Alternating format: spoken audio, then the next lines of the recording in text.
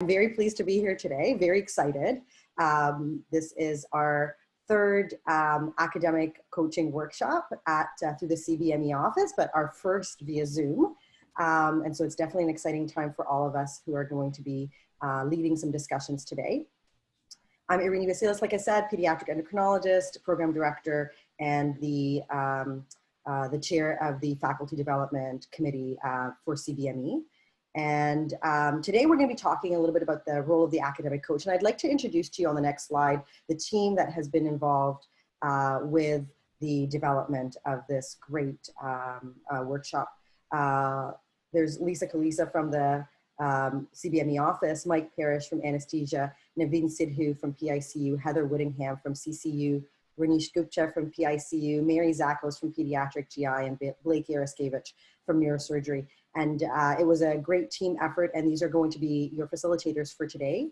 And they will introduce themselves more within the small group format. On the next slide is the objectives. And before I start talking to you, oh, maybe not. Before I start talking to you about kind of why we're doing this today, there's just a few housekeeping things that I'd like to ask of everybody. There's about 77 participants registered for today's session, which is great. It does mean though that there's 77 potential noise factors. And so I would ask that everybody mute themselves during the presentation. This is an informal kind of workshop. We do want to encourage participation as much as possible. So if you do have a question, please feel free to unmute yourself and ask the presenter. It's, like I said, informal. We have also experienced some bandwidth issues previously on Zoom where things have been slowed down when everybody is on video. So because of that, our ask is take yourself off of video for now. And once we've broken into our smaller sessions, our smaller groups, our Zoom rooms, that you please put yourself back onto video at that point where we're going to be doing smaller group discussions. So for the larger sessions where we're in right now, please mute yourself and take yourself off of video. Unmute yourself if you've got a question. Please feel free to use the chat option as well.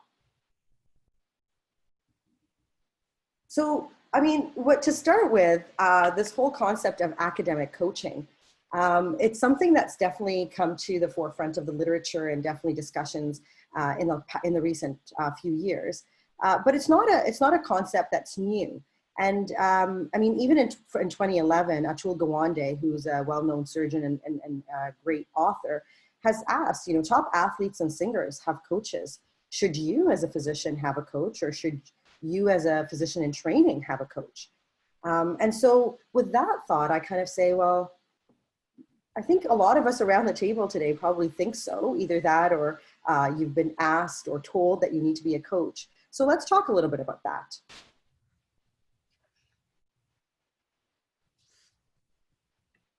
And so the Royal College has adopted this coaching model, and the thought about coaching is that it's really this one-to-one conversation where the coach is focused on enhancing the learning and development of the coachee, primarily by increasing self-awareness and that sense of personal responsibility. The coach is there to truly facilitate that self-directed learning through asking some probing questions, listening actively, and appropriately challenging the learner in a supportive and encouraging climate. And where you see that this is really the distinction, and we're going to talk a little bit about some distinctions of coaching versus other roles, is that facilitating that questioning, that reflection, pushing or trying to take the learner not just to competence, but to their personal best, and giving them that environment where they can thrive and think through that process.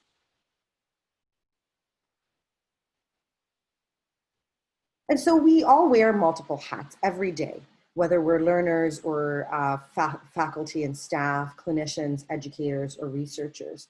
And so we put them into little boxes, but really that's a little bit artificial because there's definitely overlap between teaching, mentoring, and coaching. But really at the end of the day, teaching is kind of almost one directional. It's the transmission of a specified body of knowledge to skills to a learner. And that we do every day. We do bedside teaching, we do didactic teaching, we teach about research, we teach about education. And then there's mentoring. And the mentor is really guiding the mentee to achieving a performance and career path.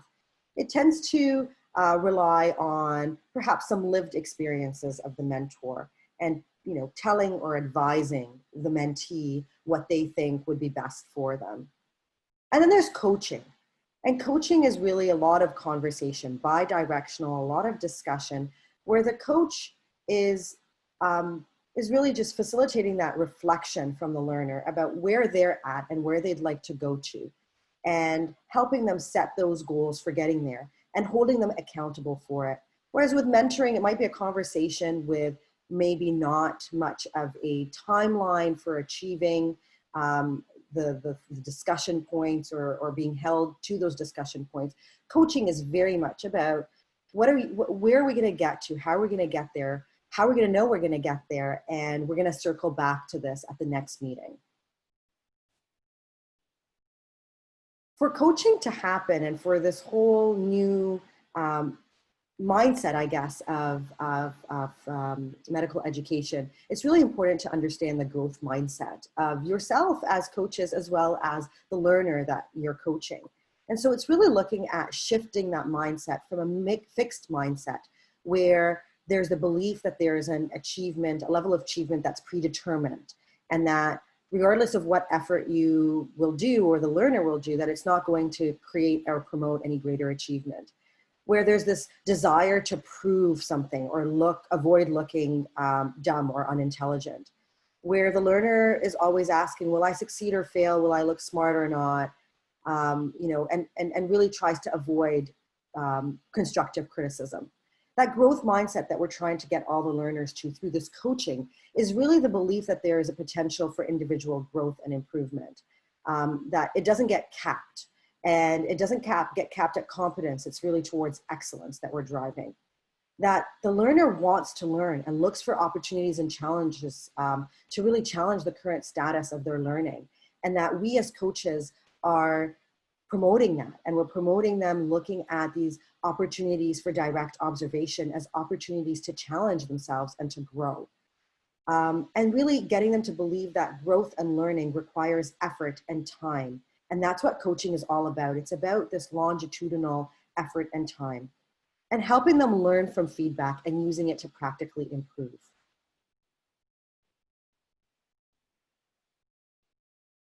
And so that's where the shift is happening, and that's where we're really wanting to focus with CBME on this assessment of learning, taking, tests, exams, ITERs, these summative assessments that are high stakes and happening at the end of a learning process that are really poised to just judge or evaluate learning at a particular time, to more of an observation for learning.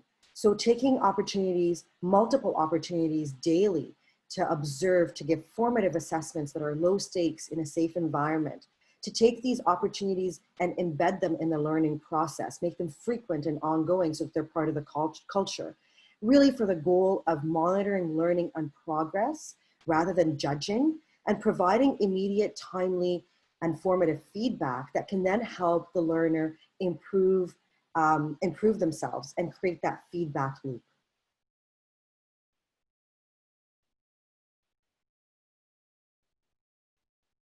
And that's where Competence by Design has really started. It's the Royal College's initiative and initiatives from around the world. It's not new, and it's really to improve a lot of things, but it's improving patient care, or at least the assumption of patient care, by assuring that our residency programs facilitate the development and acquisition of competencies. And it's doing that through two ways: by competency-focused instruction and by this direct observation and work-based assessment. And now I'm going to hand over to Heather Whittingham. Hi, everyone. Sorry that I can't see all of you, but hopefully you can hear me okay. So I'm going to take over from Irini and just go a little bit more into depth by what we mean by coaching. And specifically, the Royal College frames it in the context of coaching to competence. But as Irini mentioned in some of her slides, I think we should see competence as a minimum standard, and really that this is an opportunity to coach to whatever that individual's personal best is and not conclude at competence if they have the capacity to excel and reach excellence. So I'll break that down a little for you. So you may be familiar with this very intentionally designed model that the Royal College has put out. This is the coaching by design, or excuse me, competence by design coaching model put out by the Royal College. In the middle is the e-portfolio of resident learning. And you can see around that there's a mosaic of different colored small blocks. Those were intended to represent all the different workplace-based assessments that are happening at the time when a resident is being assessed in their environment and provided feedback. You can see at the bottom there, they've divided what we are doing as educators into two types of coaching. One is coaching in the moment, which is really being done by the clinical supervisors at the time that they are observing the trainee or feeding back quite quickly afterwards. You can think of coaching in the moment analogous to a sports coach, so an athletic coach, like a swim coach or a gymnastics coach, who is watching their learner perform and providing suggestions and working with that trainee to move to the next level. The other thing, which is a bit different than what we had been doing up till now, and what we will focus a little bit more on in depth in our cases, is the coaching over time element. That is quite new. This is the concept, if you were to use an analogy outside of medicine, it might be more analogous to executive coaching in the business world, where in this case, what we're doing is we are taking a portfolio of information, all of those workplace-based assessments, and we're using that data to discuss with the resident how they are being perceived, how they're learning, what they've achieved, what they think the next steps are. We are guiding them in their choices of goals and working with them, as Irini had previously mentioned, to follow back and seeing if we're achieving those goals. Before we break those two, coaching in the moment and coaching over time, down into a little bit more detail, I want to pause and speak about coaching feedback. A lot of us have maybe taken courses or some of the program professional development workshops on feedback, and coaching feedback builds on what we were learning in another context. So there are a couple of elements to coaching feedback that are different than what we may have done in the past. So it still involves a conversation between the resident and the clinical teacher. It allows learners, the goal here is less about informing them, however, of how they performed, and more about identifying where they can further develop to keep getting better, even if they were extraordinary. Part of that includes identifying what was learned, or excuse me, identifying what was observed, and then encouraging the learner through discussion to reflect on how they did, what they could do better, and specifically, and this is the very actionable items here, is to goal set. So what are you going to do next time? How are you going to do it? So focusing on specific actions or actionable items that they can do or use, that the next time they encounter a similar situation, or the next time that they are observed, or the next time they are in a clinical scenario, that they can reflect back on that and work towards those goals. And fundamentally, for this to be successful, because it is always associated with what you can do next, it needs to be perceived not so much as an assessment, but more as a identification on the road to learning. It's definitely formative and looking to observe for the purpose of improvement. Next slide. So to go back to coaching in the moment, remembering that this is a key part of our normal learning when we're working in the clinical environment. So this is our workplace-based learning. The idea within the Royal College is that it should be low stakes and frequent. It involves primarily initially making sure that the resident that you're working with, that you have a good rapport and they understand that the goals of this is that you have a shared goal of clinical improvement. So that involves establishing an educational alliance up front, establishing the learning goals and expectations, frequently observing them. Now, you may only be doing the single observation on that day, but overall, it involves multiple frequent observations. I do have in brackets there either direct or indirect, and I have a slide on that next, but it's just a lot of people are initially overwhelmed or put off perhaps because so much of our clinical day is incredibly busy, and trying to squeak in yet more time for direct observation can be difficult. So I'll go into this later, but there are opportunities to provide feedback and frequent observation, which is indirect, that can still be useful. It is related, then you coach on what was either observed or the feedback you observed indirectly.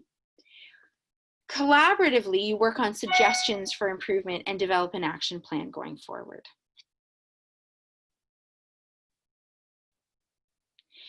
So this is just to remind everyone of Miller's pyramid of clinical competence. And obviously, the classroom learning that we do is more on the base of the pyramid, where someone can know or they know how to do something. But our workplace-based assessments are really focused on being able to either show us how or really that they can do it. And so a lot of the competence by design principles really reflect upon whether the resident can demonstrate or do the things that are requested of them or needed for competence. So as I mentioned, there are two kinds of observation. Obviously, we're very familiar with what direct observation is, but it can be really tough to squeeze much more into our clinical day. So obviously, ideally, we would be directly watching a resident as they either assess a patient or do a history and physical. This may be real time, right? So it may be us sitting in the corner of a room, or it may be videotaped, so done asynchronously. We also don't have to watch the entire content. We can watch a small portion of it, right? So it may take an hour to do a complete assessment, but we may pop in for a small portion of part of the physical exam based on what that individual trainee's goals are at the time. But the other side of this that we don't necessarily, we all do, but we don't necessarily consider it under observation is the indirect observations, where we are reviewing the product of that resident's work. We're looking at their clinical notes. We're listening to their presentations of the patient,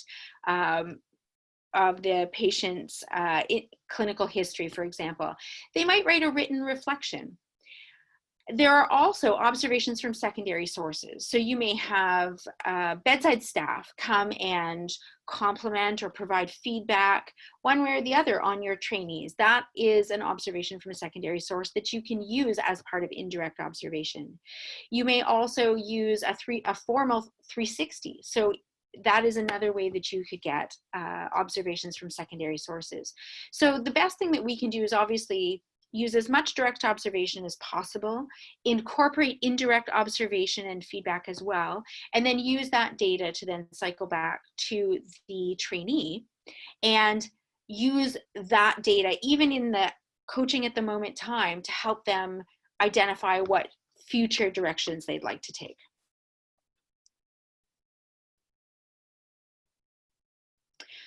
Coaching over time, on the other hand, is taking that individual coaching in the moment data that has been collated from all of the other workplace-based assessments and using all of those data to reflect back to the resident. So one of the things that's really essential is that the person who's working with that, the academic coach, or some programs are calling them academic advisors, so that person is develops a trusting relationship with that trainee, so that the resident really does feel that the two of you are working together for a shared goal of ultimately excellence in the resident performance. The idea is you regularly review the performance data that you have, soliciting their perspectives as well, synthesizing all of that source of data, and then you are using that feedback in a facilitative way to have the resident reflect back on their progress. You can help the resident reflect using questions. You can challenge them in a way, particularly if they've had some difficult feedback, and you can help them to, through facilitation, to really focus their specific learning goals setting forward. Sometimes residents have very lofty or longer term goals, and so it's very useful to help them to start to develop very concrete, what am I going to do in the next few weeks? What am I going to do in the next few months? Sometimes they have a real idea of the destination, and it's more difficult to focus on the next step, and then facilitate their understanding through the development of these self-guided learning skills. Next slide. So this is the last slide for me, and it's just a pictorial representation that the coach's priority is to help them, rather than having the whole staircase available to them right away. We're helping them to walk up the staircase by putting the things in front of them, meaning helping them to focus on the tasks at hand to enable them to work to the next level.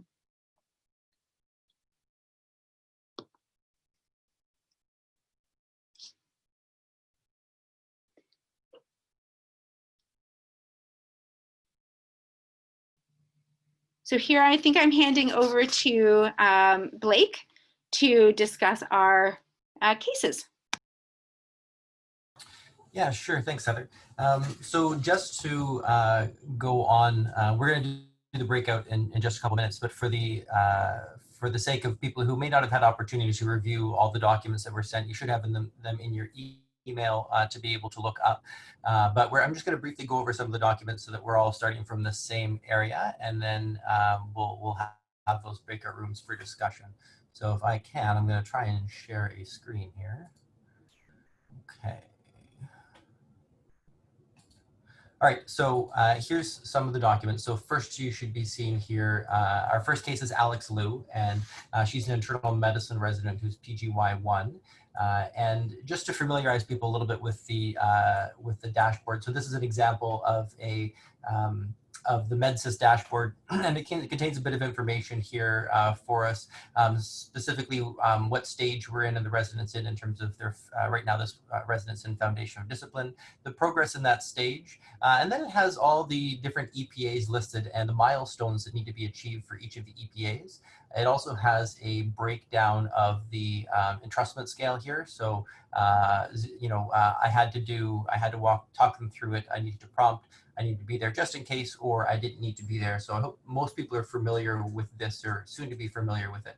So it also shows the individual EPAs and again, which ones have been achieved according to that entrustment scale. And then it also shows the individual milestones in the progress for each of those stages based upon how many of those milestones have been completed. So we can see here for the initial assessments, EPA 1, Alex has achieved 11 successful milestones through there. Same kind of thing down here. And then at each EPA, we also have access to all the comments that were put in during the individual assessments.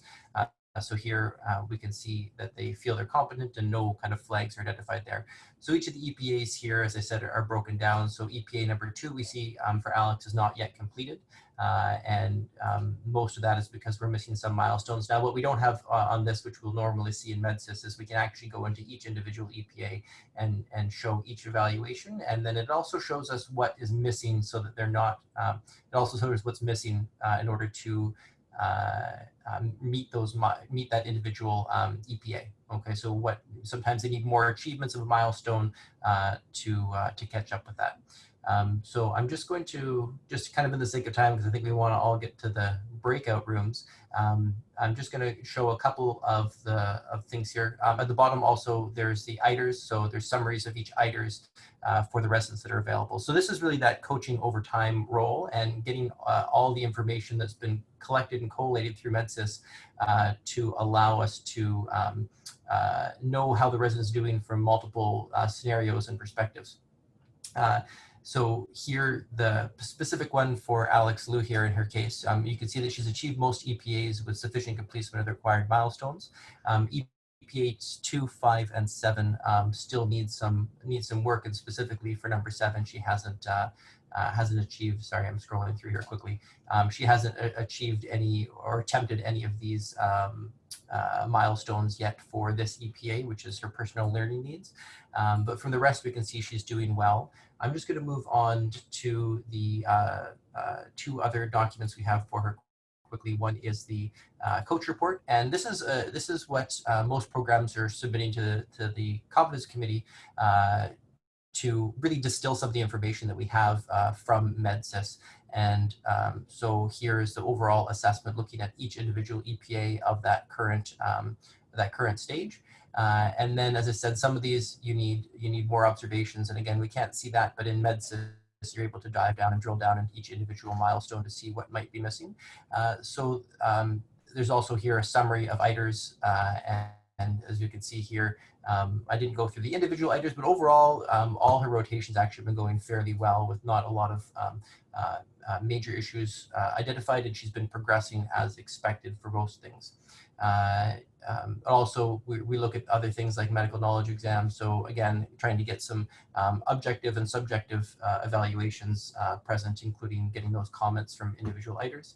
And then comments on scholar activity and learning needs. So, you know, this particular resident, Alex, has started doing a research project and overall has been achieving EPAs as expected, but still are having some issues with getting some EPAs completed. The other piece of data we have here is the resident reflection for her, and I think taking the resident reflection in combination with the coaching report is important in order to be able to come up with the plans that we want to do in our small group activities. So this is the reflection that she has based upon her progress so far, and really, you know, are they able to identify some of their own strengths and weaknesses? And overall, Alex feels she's doing well, but still needs to have more access to procedures to practice them, and she's having some challenges with the actual completion of assessments by staff based upon availability and actually getting them submitted. She feels that she feels there's some barriers there, but she's doing daily learning that she finds useful for herself, but she's asking kind of for more research guidance, which is a little bit addressed in the coaching report. So with this information, I think I don't know if anyone wants to talk a little bit more about the breakout session and where we'll go, but we want to use this as a case to springboard to how we can actually do coaching over time for this resident and help establish some learning objectives and goals for her. Right, everyone. So this is Naveen Sidhu speaking. I'm just going to wait for a couple more comments to sort of sift through. Our breakout groups, all the facilitators, we're going to bring back some take-home messages and place them in the chat. So everyone keep an eye on it, and then maybe I can start touching on that. So I'll just maybe give it another 30 seconds for everyone to get back in. And then after that, we can quickly go back into the slides.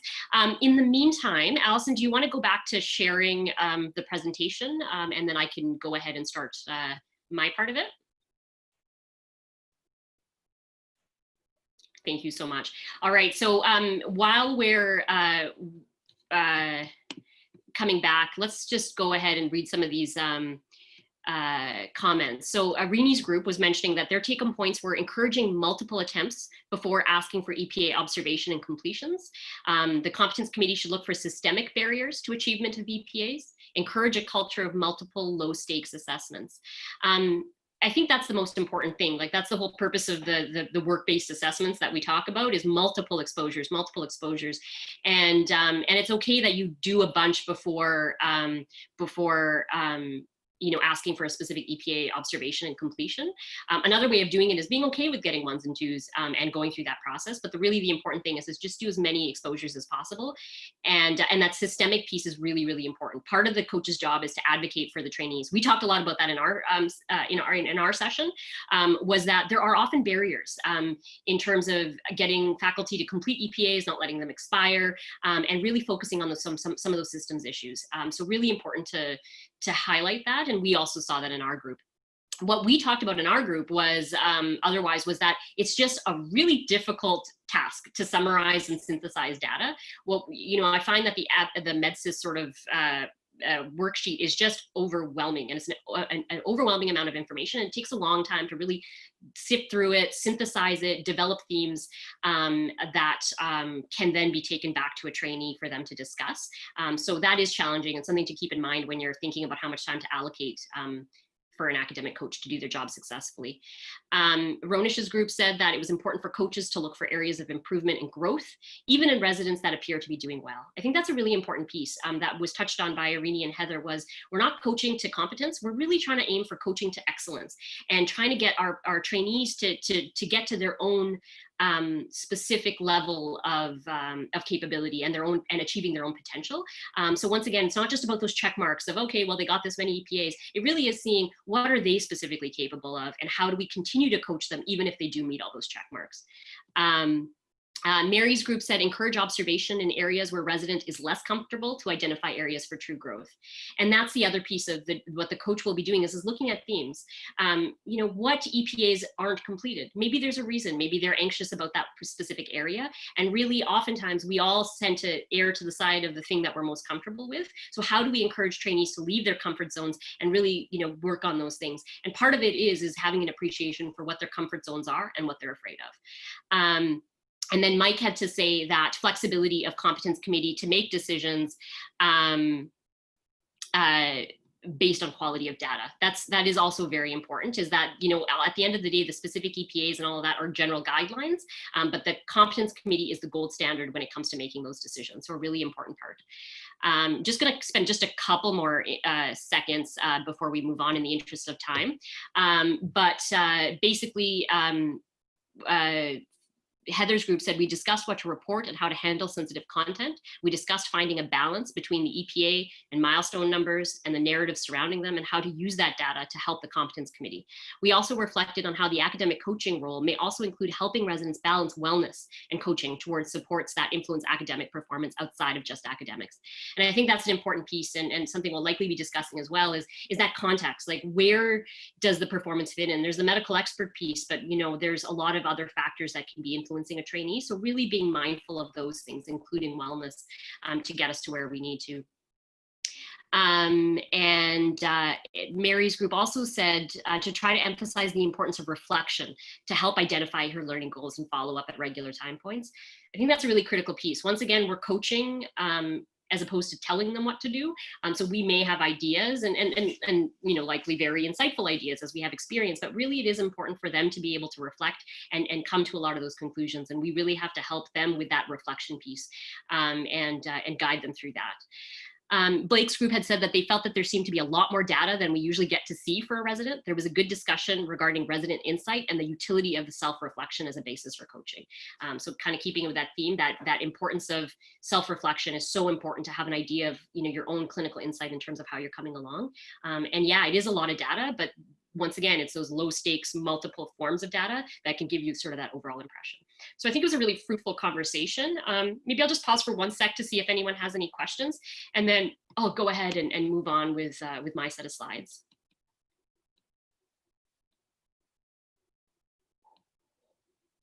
All right. So I think at the end of the day, we all had some ideas in terms of our thoughts on that patient. So why don't we go ahead and talk a little bit about what the responsibilities of academic coaches are.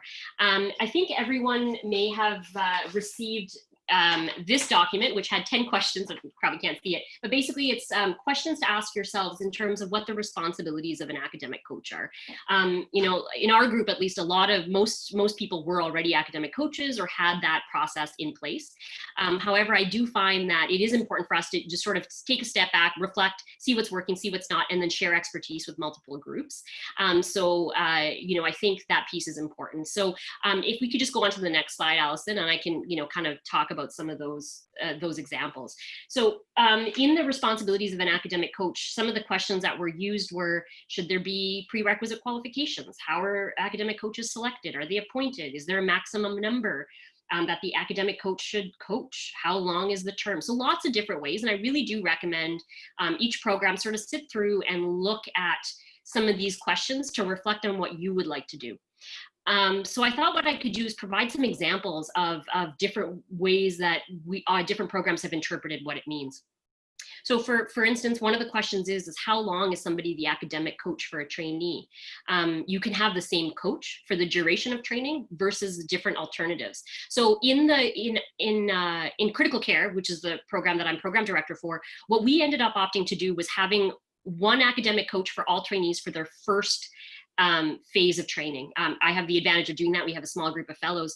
And the reason I did that was we felt that the coachee, probably not the appropriate word, relationship is a really important one. And you have to be able to sort of have similarities in terms of personality or compatibility almost, perhaps an interest in personality and the ways you learn. And so that's hard to know right off the bat and have somebody be assigned to a coach immediately. So what we do in our program is I am coach for every single one of the trainees for that first transition to discipline time. At that time, I get to know a little bit about the trainees, learn about their research interests, their learning interests, their career interests, a little bit about their learning styles. And by then I'll have a better idea of what they need. And then after that, what I do is I look to align them with the appropriate coach for them. Oftentimes the trainees in some cases have approached me and said, I would like to have this person as my coach. You know, and that conversation had already happened between the trainee and their future coach. Other times they've asked me for my perspective and I have made recommendations. But basically then what I do is I sort of match them up. I'm the matchmaker that provides them with their coach going forward. And then they carry on with that coach for the remainder of their training. So that's the way we've done it. Some other programs, like some of the 5-year programs, may decide that each person or each coach is an expert on a specific stage of training. So they know their EPAs for foundations in and out, and they're great at coaching trainees through that part of training. And so it may be that a trainee may have 4 different coaches for each stage of training as they progress. And once again, that can have to do with the length of the program, the number of EPAs, and that's something for you as a program to decide. And then some others may decide that, no, this longitudinal relationship needs to continue throughout, and some may decide to do that. There's also other differences in terms of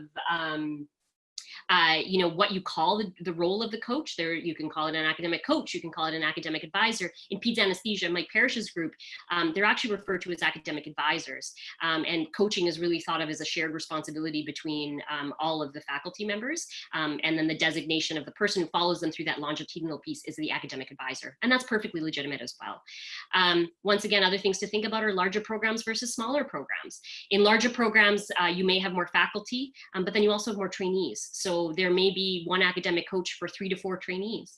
And then smaller programs have other problems, or, you know, however you want to look at it, different opportunities, in that we often will have to wear multiple hats because there's so few division members. So really, at the end of the day, the piece that we want to say is that look at the spirit of what an academic coach is and decide for yourself and your program what you think works best. And if you already have academic coaches, evaluate how you think it's going and make changes as you see necessary. All right, let's go on to the next slide, Allison. So at the end of the day, each program will decide what is appropriate for them, but the core relationship or the core importance is, at the end of the day, how do you have effective academic coaching? So at the end of the day, the spirit of it is how do we build relationships with our learners to be able to coach them? And in situations like in all relationships, when things maybe aren't going well, how do you recognize, see those signs, and then how do you work and ameliorate those relationships which may be troubled? At the end of the day, it's a process. And a coach at the end of the day is a person who can help learners reflect on where their performance stands and how to improve. And coaching is beneficial for anyone who is pursuing optimal performance. Coaches can help individuals to do a task better, develop a skill they don't possess, or achieve specific goals. Coaching helps learners understand what adjustments and modifications will allow them to progress. And coaching gives actionable, concrete suggestions for improvement. I think the key piece to understand there is that coach helps the learners reflect on how their performance stands. We all have a temptation to be like, I've been there, I've done this, this is what you need to do. And really, it's more about having the resident be able to reflect and get there themselves with some suggestions and conversation. In CBD, the role of clinical teacher is evolving, and it's going from supervisor to observer and coach. And really, when clinical teachers directly or indirectly observe the residents, what the residents do and the work that they do, these observations actually provide learning opportunities in and of themselves. And Arini talked about this, that it's no longer an assessment of learning, but it's an assessment for learning.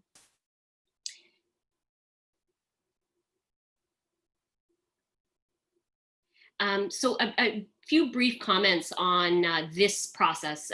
Some of you may have heard of the RxOCR model. Everybody loves a good acronym, but it really does help explain or helps define that the process that we embark on in coaching, and that's both in coaching in the moment and coaching over time.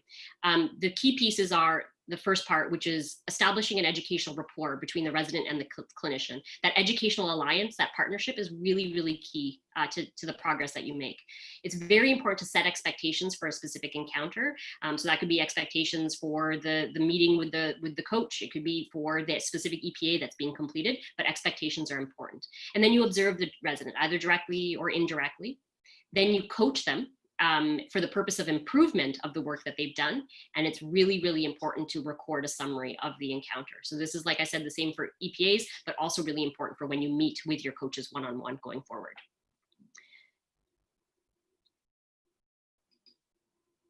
All right, so this is one way to look at how do work-based assessment really fit into EPA.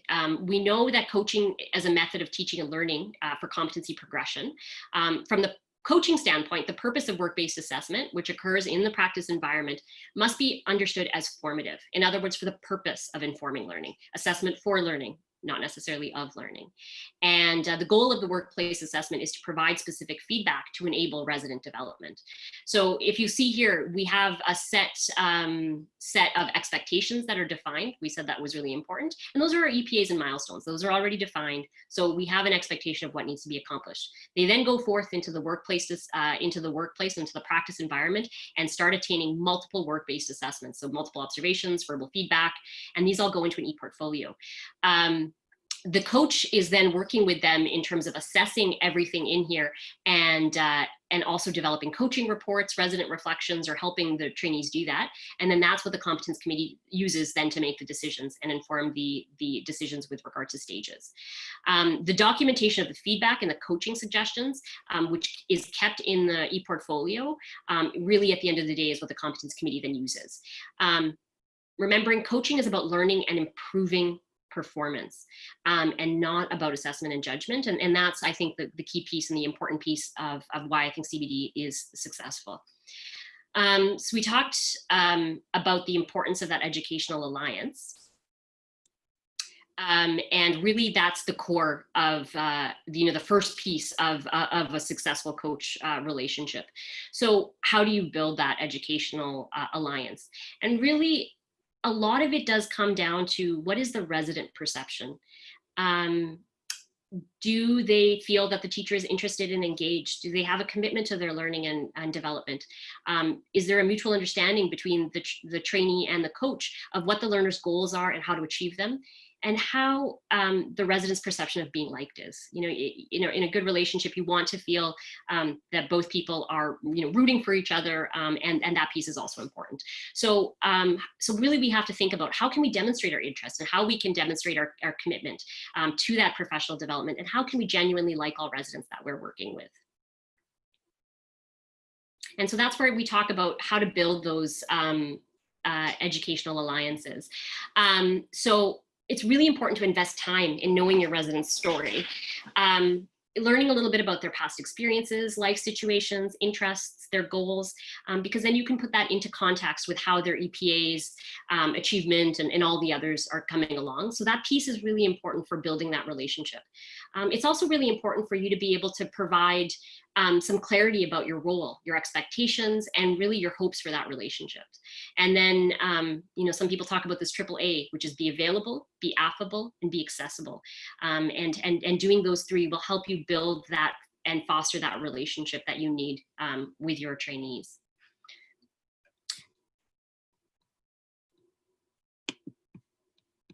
All right, so this is a great diagram that reflects the self-regulated learning cycle. And so those are the colored boxes. Effective learning involves moving through each of these phases. However, it's not necessary to do this on our own, and it can be challenging to do it on our own. And so that's why the gray boxes are there, and they reflect the actions that the academic coach can do to facilitate each step. Relationship building really does underlie that entire process. So anyone, I think most of us who have had a goal setting discussion with learners, or even when we're setting our own goals, know that it's a little bit hard to be able to develop SMART goals. And especially when they're early in their training, and setting concrete and specific goals are challenging. So as coaches, we can help lead through that process of facilitating development of those goals. And the next piece is also in terms of how do you plan strategies and actions to develop those goals. As a coach, you have a clear understanding of what the program has to offer, so you can provide suggestions on how to facilitate those goals. You also want to help trainees understand that none of us can depend on our own sense of how we're doing. So that periodic review and ability to interpret and reflect on data is really important. And as residents mature professionally, they then will need less guidance as they go through these steps. But once again, the coach is there in every corner with the trainee as they work through those steps. So that's a really important thing to emphasize is, again, it's a self-regulated learning cycle. The trainee needs to learn to do that. It's not just about learning the key competencies, it's also learning how to learn. And you don't want to take that away from them.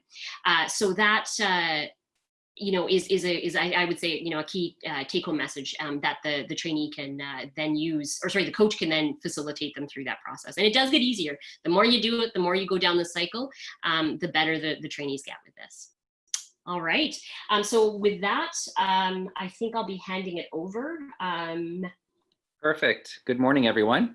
So I'm going to continue on, and what my next few minutes is going to talk about is basically a toolbox for academic coaches. I'm going to specifically talk about the R2C2 model, the GROW model for coaching, coaching feedback grid, and an educational plan with reflection.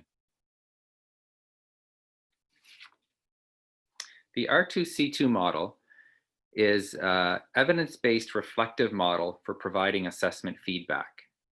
Feedback is now being seen as an interaction in which learner engagement, supportive relationships, reflection, and cooperative planning are important. It basically involves 4 different phases. They are fundamental.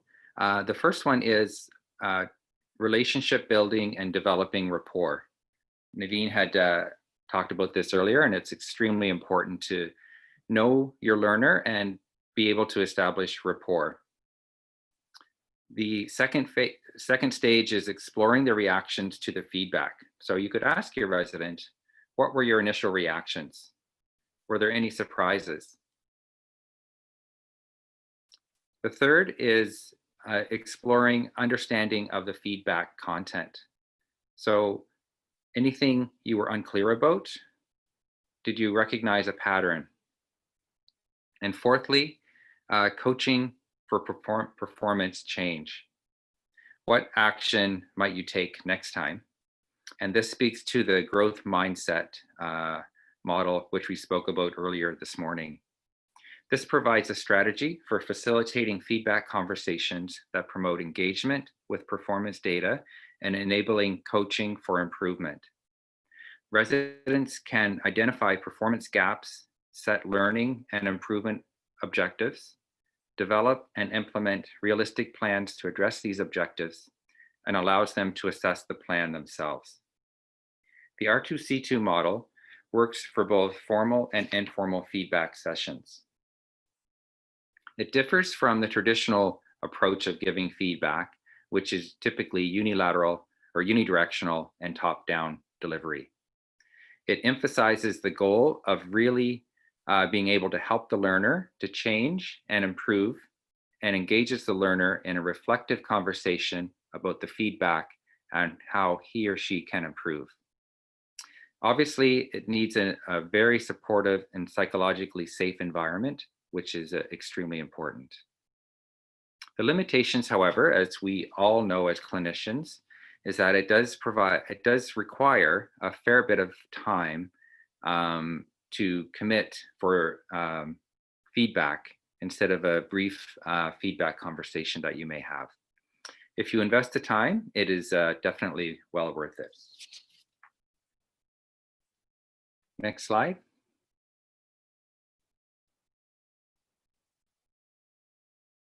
So the GROW model of coaching is used in many fields besides medicine.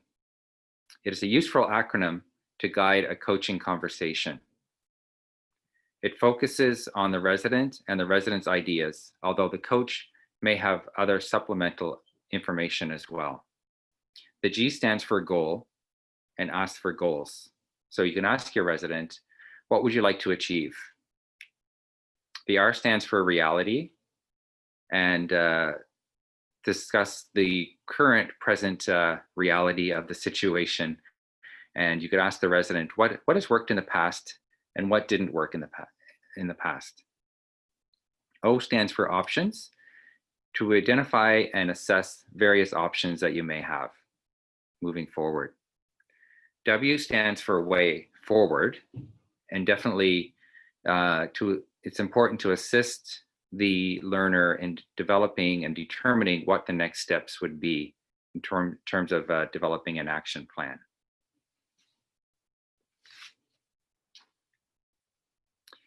The coaching feedback grid,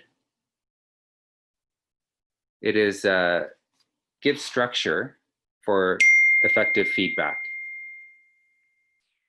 It was designed by the Bayer Institute for Healthcare Communication.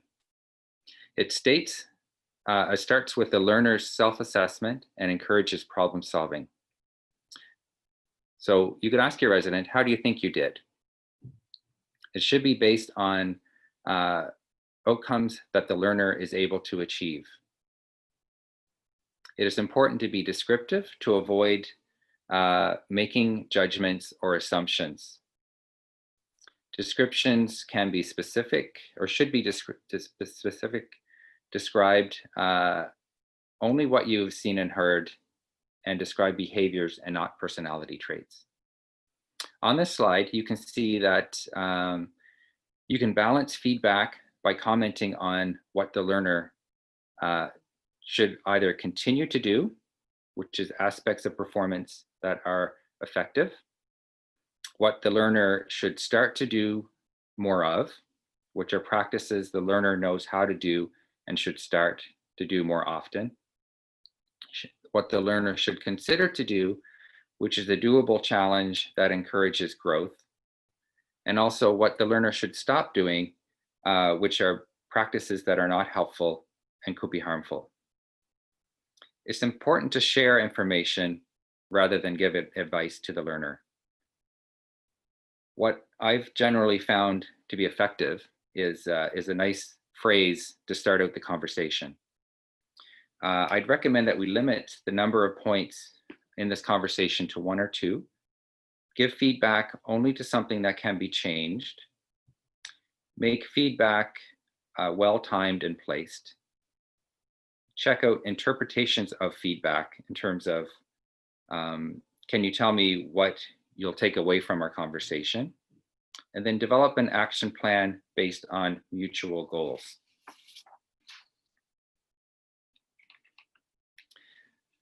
The education plan and reflection I find is extremely important.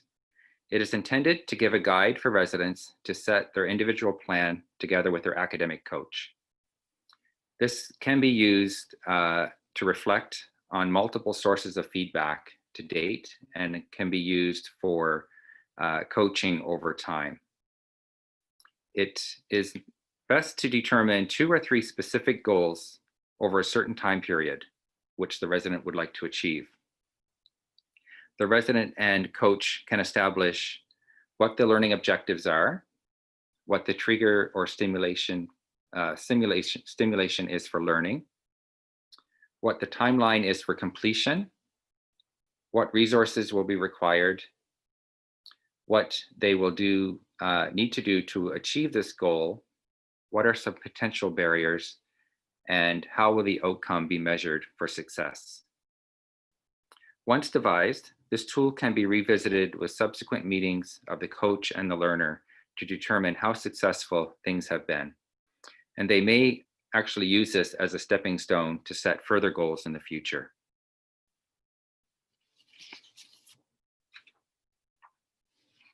So I believe the next period is the next breakout session, which I will turn it over to Blake to describe.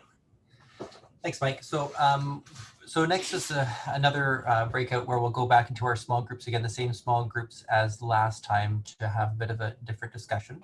We'll have 40 minutes to do it, and we're going to try and do it a little bit differently, where we're going to discuss some questions which we have on the next slide, and then we're going to do a little bit of role playing as well to try and put some of those coaching models into action with the resident that we're presenting. So some of the questions, and again, the facilitators will have them, is can you identify the issues that are keeping Joey from progressing? And can you help him develop an education plan or strategies to assist him? Also, how will you proceed to provide Joey with some coaching that will help him with progress? And I think we'll try and talk through that first, and then we'll try some role playing with the facilitators being Joey. Again, like last time, I'm just very quickly going to go over the case so that everybody gets up to speed, and you can certainly ask any additional questions in your small groups. Let me just pull up this one here. So this is Joey Hamilton. So this you should have all received by email. Essentially, Joey's a case of a senior anesthesia resident who's completed his EPAs for core of discipline and is ready for review to promotion to transition to practice, which is the final stage in CBD. So early on during foundations and pre-core, he received a provisional satisfactory due to some deficiencies in his ability to manage emergency situations and some technical difficulties. For that reason, he actually did remediation of those blocks, and at that point he completed his remediation satisfactorily. He has also made good efforts in terms of improving his knowledge base. So at this point in his training, he's at the same level or exceeding his peers on actual examinations for the in-house and standardized examinations. So here's just some of the instructions here. So again, we'll talk about some of those questions, and then we'll meet as a coach to discuss some of these things. This is the ITER, which we'll base the discussion on for it being unsatisfactory for his neuroanesthesia rotation. And some of the things identified was that the knowledge base was below the expected level, the ability to execute the plan that he's making was sometimes lacking when circumstances were changing. Situational awareness needs improvement. He needed to communicate more clearly for difficult or emergency situations, and didn't seem that he sought enough feedback despite having a good work ethic. So they felt overall his attention to detail and situational awareness needed improvement, as well as his ability to plan ahead, confidence in his own skills, and also judgment, knowing when to do certain things. We also have organized here his evaluation forms. So these are from his assessors, and they're organized chronologically. So 1, 2, 3, 4, and specifically here, the decision-making and judgment was identified. And there's some comments about that where he was delegating too much and was going down a pathway that was misleading. This next one, again, he's achieving 4s across the board, and they felt he had a good evaluation there. When it comes to later on his rotation, again, they're concerned about his technical skills and his judgment, and he had difficulty with unanticipated situations and confidence to achieve adequate performance. And then as we go on, different evaluators seem to think that he seems to be doing okay, but needs to refine his care plan. Same kind of thing again, we're seeing judgment, work habits and knowledge, as well as teamwork being low on the entrustability scale, and needed to be more confident in managing the unstable patient and be better in terms of their decision making. So we'll stop there and we'll go back to our breakout rooms hopefully, and we'll have some discussion around those questions which your facilitators will have, and if we have time, do some role play.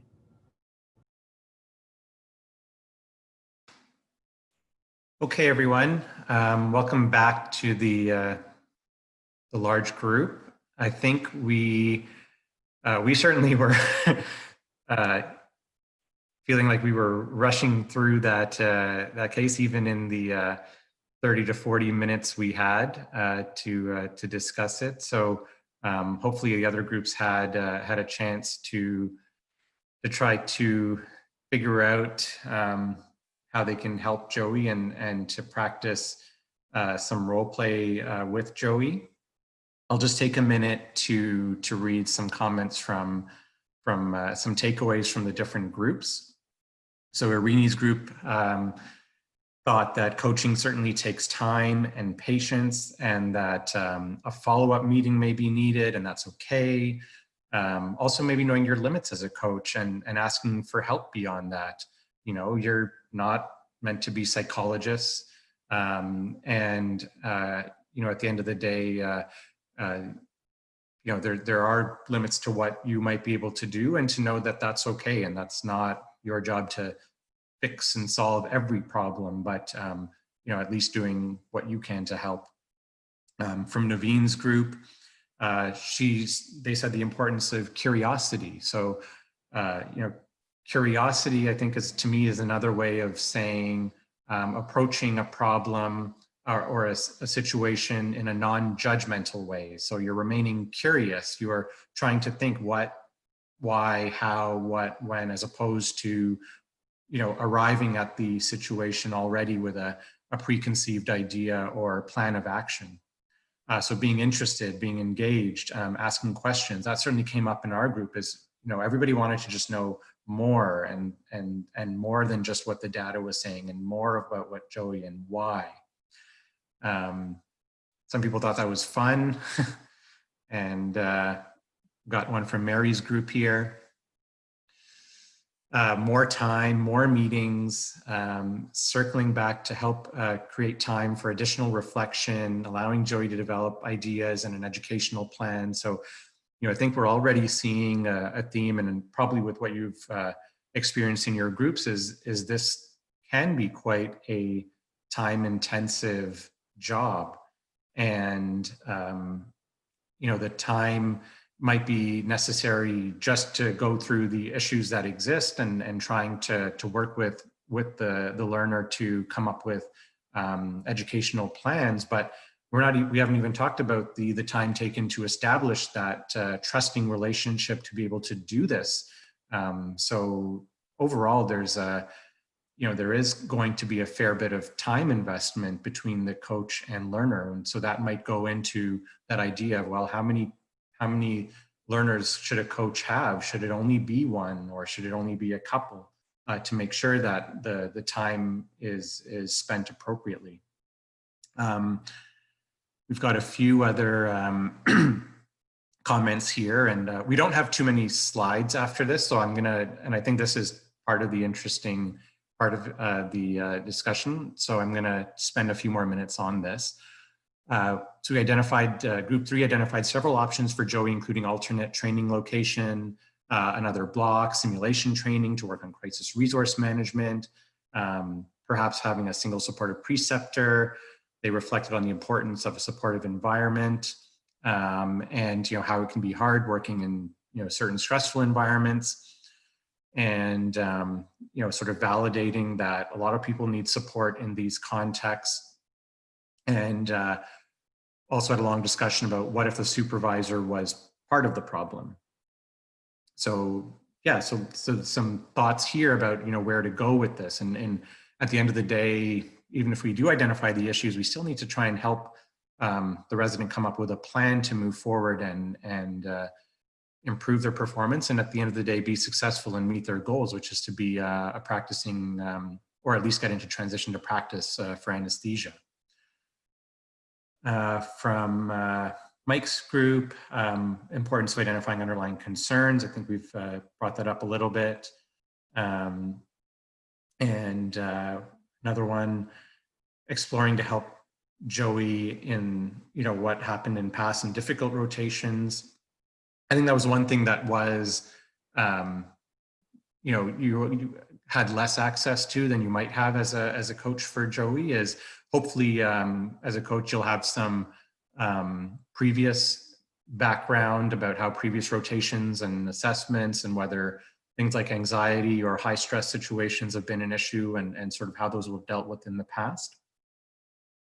And obviously trying to, using all the different coaching models to engage in an open dialogue. So that was the other thing our group also, as Blake brought up, was even if we have an idea of what we think might be going on and how we might want to help Joey move forward, we still need to figure out how to communicate that. And that can be just as challenging, if not more challenging, than any of the other actual content parts of it.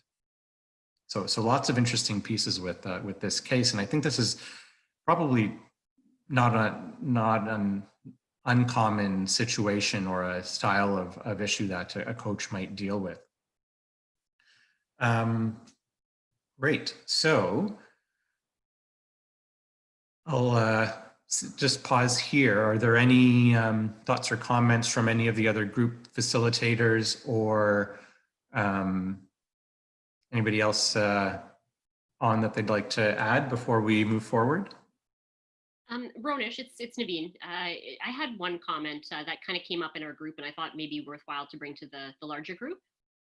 Yep. And that was sort of how to delineate the different roles and the different supports that the trainee may have. So one of the questions that came up that I thought was interesting was, if now the academic advisor perhaps has an appreciation of what's happening with this trainee, what are their responsibilities with regard to taking this back to the program director? Should they inform them? Should they be transparent, talk to the trainee to encourage them to take it to the program director? Is that even a necessary step?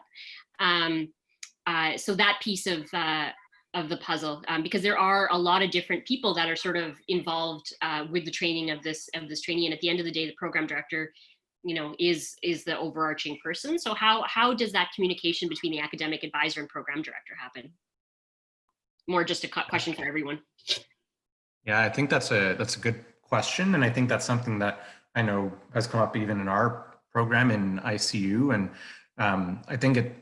My feeling on that, which maybe is just a personal one, is, the coach is not meant to be a informant for the program director or for the program. The coach is really somebody who's meant to be an advocate and support for the resident. And to me, that's almost in a way, a confidential, relationship. So I think if the coach would like to, if the coach feels it would be valuable for certain information or anything to be shared with the program director, with the program from the resident side, I think that should be encouraged, but I think it shouldn't be done necessarily, it shouldn't be done without their consent, first of all, or it should actually just be encouraged for the resident to seek that out themselves, as opposed to the coach intervening, as, short of, breaches in, things like suicidality or severe, concerns from that perspective. I think that was the kind of conclusion that we came to as a group, that, the program director may have additional resources that they're privy to with regard to supports for the trainee, and they may be able to help with regard to some of the rotational changes that may have to happen. So for instance, some of these simulation sessions, perhaps moving rotations around a bit. But at the same time, that confidence is important. So what we had kind of compromised on was that encouraging the trainee to talk to the program director and facilitating that conversation, even saying, maybe we'll meet together, but at the same time, making sure you're not betraying that trust and being as transparent as possible, because you don't want to undermine that relationship.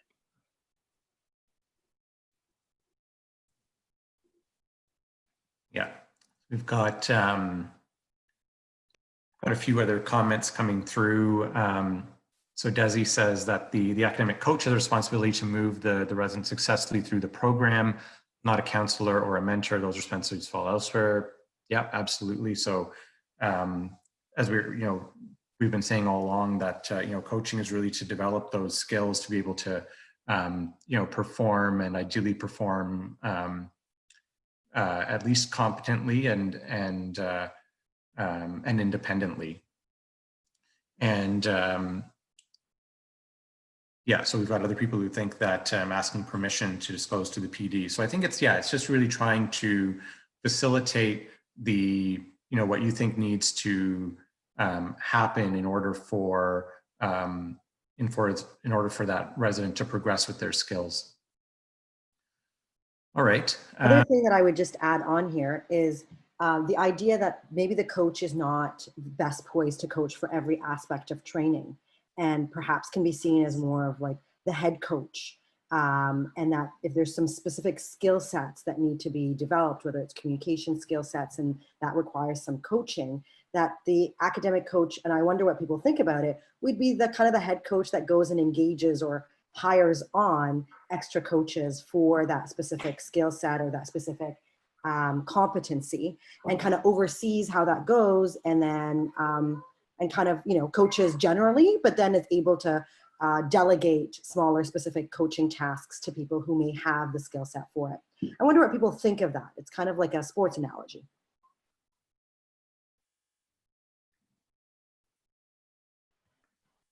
Okay. So I might just spend a few minutes to go through these last few slides here, and then we can talk a bit more about some of these comments that are coming through. But we've alluded to these sort of two types of coaching: coaching in the moment, which is more of the workplace-based assessment. I think something that clinicians probably have a fair bit of experience with in their day-to-day work, even before CBME, and then also talking about coaching over time, and I think this last discussion with Joey was more about coaching over time. So I think when you look at, for example, the RxOCR diagram here, it can apply to coaching in the moment, in terms of you're still trying to build that rapport and expectation, even if it's a short period in time. You have to make that observation, and you have to provide meaningful feedback or coaching, and document that or pass that on in as part of the portfolio. And sort of very similar process can be applied, stretched out over time, for coaching over time. So there's sort of spectrums of the same idea, but the target observation, rather than being maybe a single act or performance measure, might be an observation of overall trends or performance over time. Right. So I'll go to the next slide now, Allison. So we have a few slides here that show some great online resources for coaches and coaching in general. What you're seeing here is the CBD coaching resources from the Royal College. And so these slides will be available for you or your program to download, including all the cases. So again, the idea that we'd like to have from this workshop is that you, or if there's anybody else from your program who is taking part, that you can use these materials and even run a little bit of a coaching update or session for your own program, adjusted as you needed. So all this material will be available on the Postgrad CBME website, which we'll see if we can just pull that up for you at the end of the presentation. But this will be posted there. So online modules for coaches. So this is from the Royal College. You'll see that all of the different sort of coaching strategies and approaches that that you heard today are there, and there's even MOC credits for participating in the activities attached for each of these types of coaching styles. And within MAC itself, the faculty development office has come up with an actual faculty coaching program, because coaching has become such a huge part of training in all programs, and it's something that is considered extremely important to them. And so Robin Mackin is she was a pediatrics resident who's now completed her training, and whose area of interest was faculty coaching, and so is working with them on coming up with a number of activities to promote faculty coaching, and so that can be accessed as well for anybody anybody within the Faculty of Health Sciences. And then we're just going to end off with a summary of those two sort of coaching styles that we talked about. So, coaching, in the moment, previously we were using terms such as summative assessment, high stakes, something that had a lot of judgment attached to the assessment, and we used to, that was sort of labeled as assessment of learning. And now we're trying to transition that to more what happens in the moment as being observation for learning. And I like the change from the word assessment to observation, because it sort of removes a little bit of the judgment that is typically attached to the word assessment. So you're simply observing, observing whether it's directly or indirectly. You're making an observation because you need some sort of factual information to make your impression and help develop plans on, and it's for learning. And so this, is more akin to formative assessment, although we're using that term less and less often. But the idea is that it's much lower stakes. It's happening more often, so both the learners and coaches are more used to the process and are not as threatened by it. And it really just shifts the goal being to, rather than judging status, as to, okay, we're going to figure out how you're doing now and how we're going to get you moving forward. And so that's the idea of monitoring learning and monitoring progress, and being in that constant feedback loop. So coaching over time, although it is stretched out over time, it uses a lot of the same sorts of principles. You're still observing a pattern of either assessments or pattern of behaviors or performances, and going through that same loop, but just over a period of time. And so, one thing Mike said yesterday is coaching over time, it requires time. So it's not something you can necessarily do after a single, review of the portfolio. Maybe it's going to be, you're going to need a year to see in your program, really how the learner is doing. And that's going to depend entirely on the program and the types of performances that you do.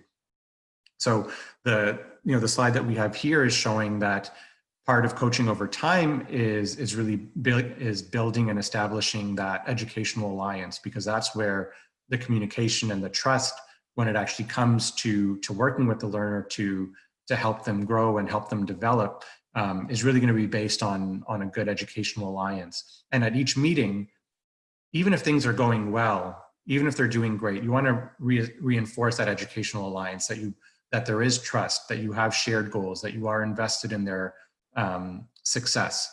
And so that in the future, if there are issues that come up, for example, with Joey towards the end, they already feel that they know that they have somebody who is invested in them, and they can trust and they can speak with openly, and give that richer information to help come up with plans. So it's always good to not just review their progress, but reinforce that educational alliance as you go along, and then help re-strategize, and then sort of going through that cycle over time.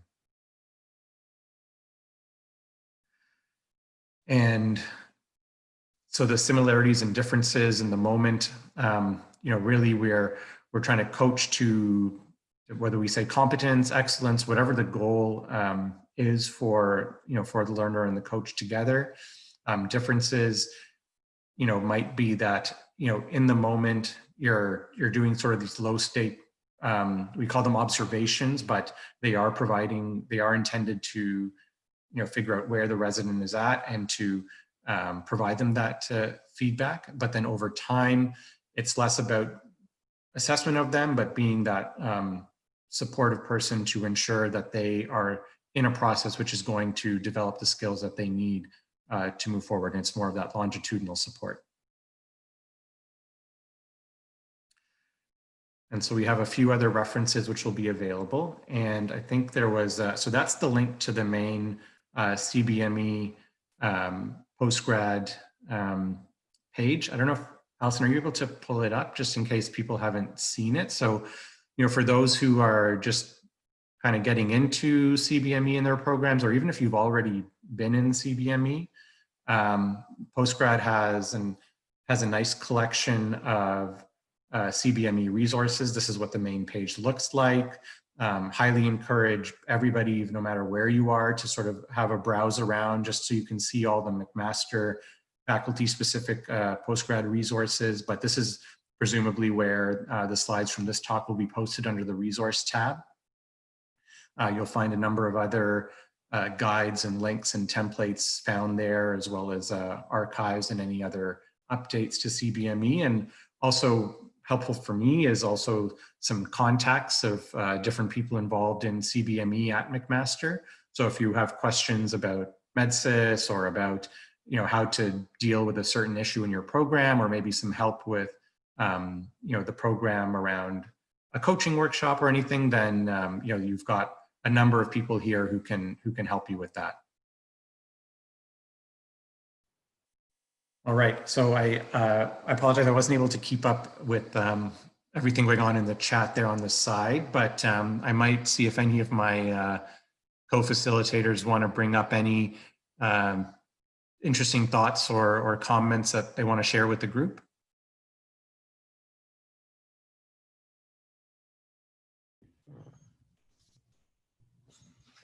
It's Lisa. One of the things that we've identified is that the academic coach role might roll into another position in the program, particularly in smaller programs. And I'm wondering if, based on some of the comments there, that it really, you're advocating, or the group's advocating, that it really be a separate role to maintain that relationship and separate it. So a PD wouldn't necessarily be an academic coach, or have their roles to play.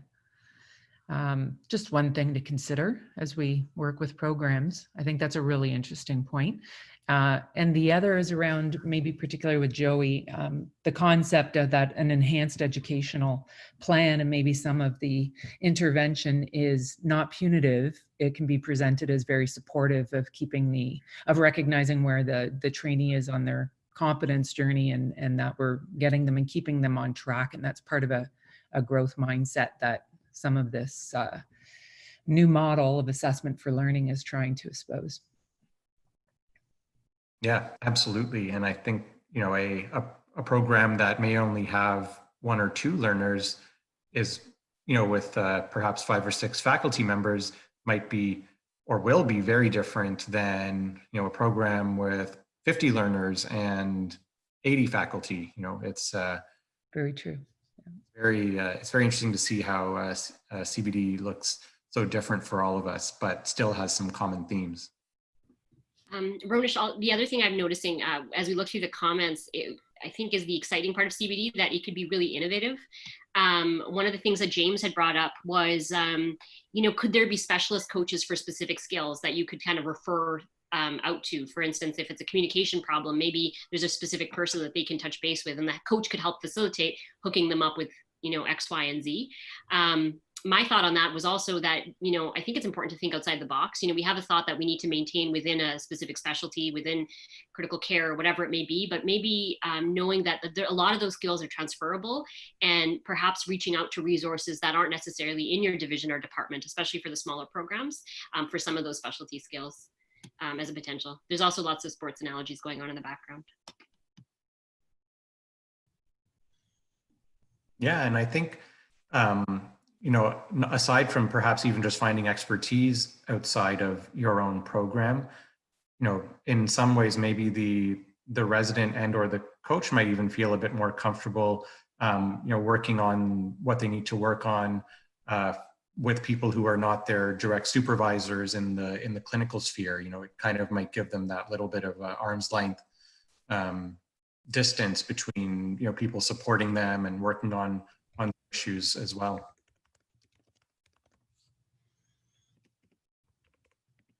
All right. Not sure, if we had any other specific material you wanted to go to. It looks like we're just coming up to noon, I'm sure. No, so I was just going to say that we've kept our commitment to ending by noon. It's 11:56, and there's been some really great conversations, both on the chat and in the individual Zoom rooms, that have really made this workshop successful. Really, at the end of the day, we know that a lot of people around the Zoom table are already coaches and have been coaching for years, whether they've had the official title or not. And today was really just to, number one, give everybody a toolkit that you can take back to your programs, so that you can coach and teach other coaches, and think of what areas of faculty development are needed in your role, whether it's the PD or competence committee chair or coach, to make coaching more effective and to make that feedback effective coaching. And really to thank everybody for coming and for staying until noon and supporting us in this first Zoom workshop for academic coaching. There's going to be other offerings from the CBME Faculty Development, in terms of, we had a really nice retreat that was planned in April, but we've made obviously the decision to cancel it and reschedule it to the fall. So it's going to be probably similarly, probably smaller chunks of Zoom workshops and some webinars. So keep your eye out for those. If you have any questions, all of us facilitators are very happy to receive any questions, emails, let us know. And there is an evaluation. We really do want to hear your feedback about how we can do this even better for next year, that Alison Paquette from CBME office will be sending out by email to everybody who participated. So please take a couple of minutes to fill that out and let us know your feedback.